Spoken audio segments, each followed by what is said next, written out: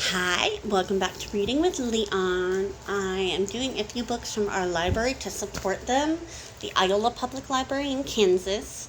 I did Grumpy Monkey and The Truth About Dragons, and now we're going to do You're So Amazing. It says, being singled out doesn't always feel amazing. It's by James and Lucy Catchpole and illustrated by Karen George. And it says, Joe loves soccer and playing with his friends. He does not love being called amazing all the time. Can he find a way to just be himself? And the guy is saying, this kid's so amazing. And there's another Joe book called What Happened to You. So I might try to find that one and read that too. Again, let me know any books that you would like me to read.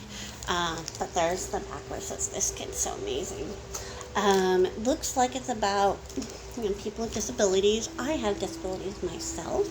I'm deaf on this side. I have no ear. And I know other people who have disabilities, are fully deaf or in a wheelchair. In fact, my senior pictures was taken by my mom's friend who was in a wheelchair, and he was an amazing photographer. And those are still some of my favorite pictures I have. So I know when people say, to people, oh, you're so amazing for being the way you are, they should just be amazing, period, and they shouldn't be treated any differently, made to feel extra special just because they can do something that regular kids can do too. Because I think anyone can do anything they want. Well, except being in the armed forces. If you're deaf or deaf on one side, they won't take you. Which was sad to me because I wanted to be in the Navy and be a Navy SEAL. But wasn't meant to be, and that's okay. I ended up going a different career, and I have an amazing son. So I don't know if I would have had him if I would have went that way. My life could have been entirely different. So, but anyways, let's get to the story. Here's some pictures. And you are amazing. Everybody is amazing and special in some way. Joe knew some amazing games, and so did his friend Simone. And their favorite game was, I gotta know what their favorite game is. It looks like they're playing pirate. I love pirate. I love playing pirates. Dr. Crotchops versus Senor Sharkface Pirate Grudge Fight. One sings surrender and the other says never.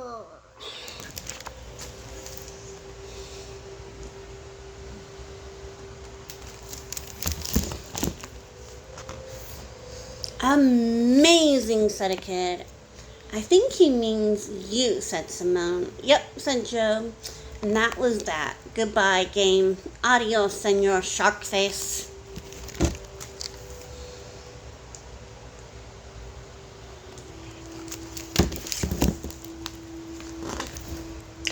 Joe was amazing.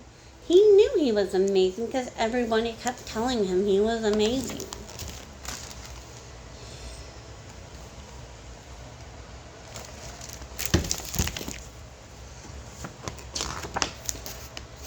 He was amazing when he slid down the slide with Casper and Abraham. Wow, amazing, he said.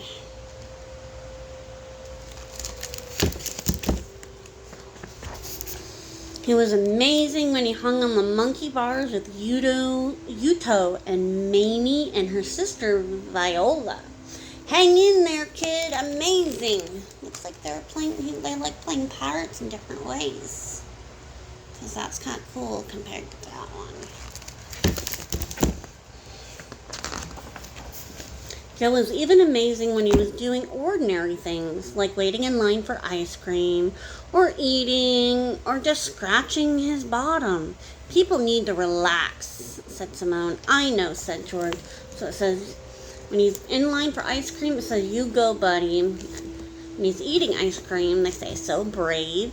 When he's scratching his butt, They say, that kid's inspiring. Sometimes we make people feel singled out when all they want to do is be normal. Joe thought Simone was pretty amazing. Simone ran fast and jumped high. Wow, said Joe. Wow, said another kid. You're amazing. But he said it to Joe.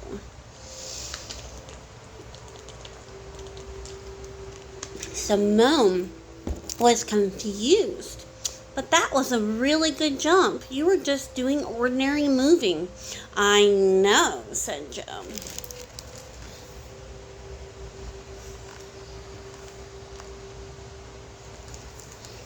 I think I'd get pretty irritated too.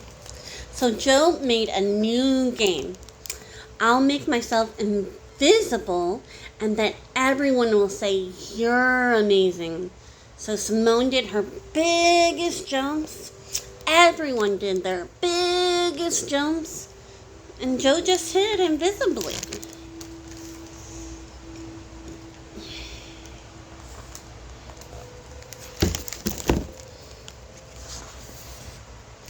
Poor kid, said a dad. Do you wish you could run around like the others?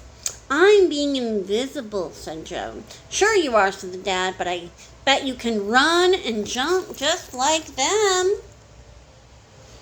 I'd probably be getting a little bit upset when you're just trying to be alone. So then Joe had to run and jump because being amazing Joe is better than being poor Joe.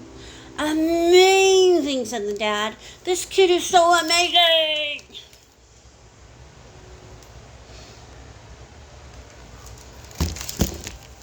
I'd rather be poor Joe, I think. Sometimes being Joe felt like being in the Joe Show. And Joe didn't want to be in the Joe Show. So he found a game he could play on his own without anyone watching. What's the game?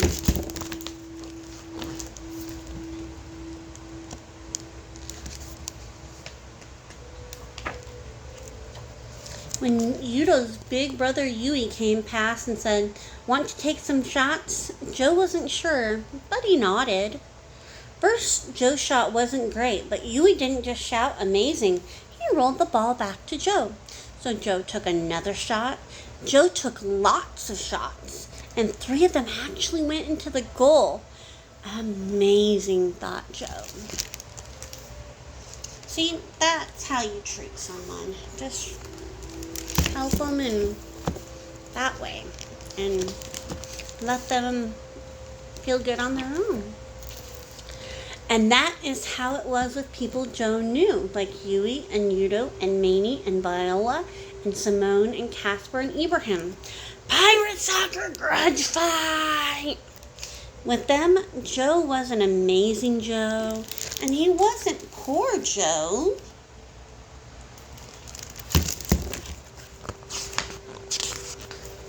He was just Joe.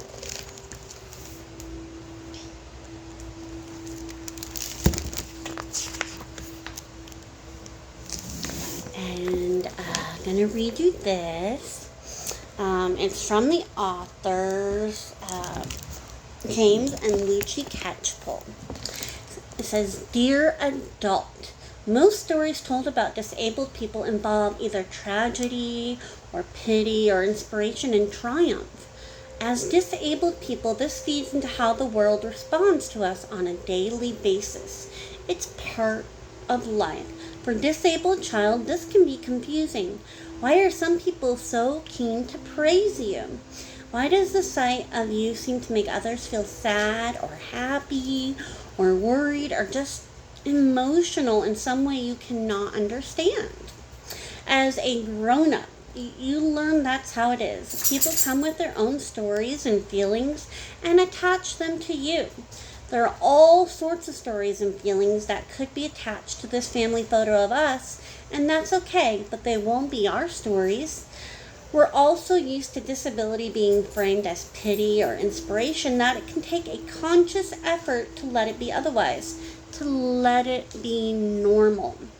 But disability is normal, and disabled children will have their own normal stories if we let them. All the best, James and Lucy Catchpole. And then there's the picture. I don't know if you can see it very good, but I think the guy is like Joe. He's missing a leg, and Lucy is in a wheelchair. They're just a family. And there's Joe. Okay.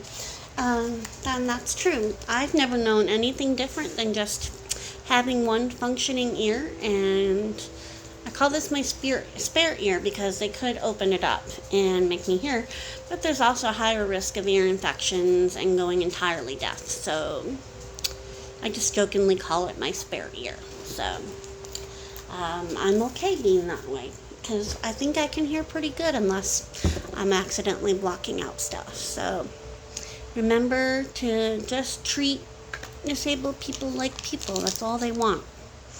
And have an amazing day. Bye.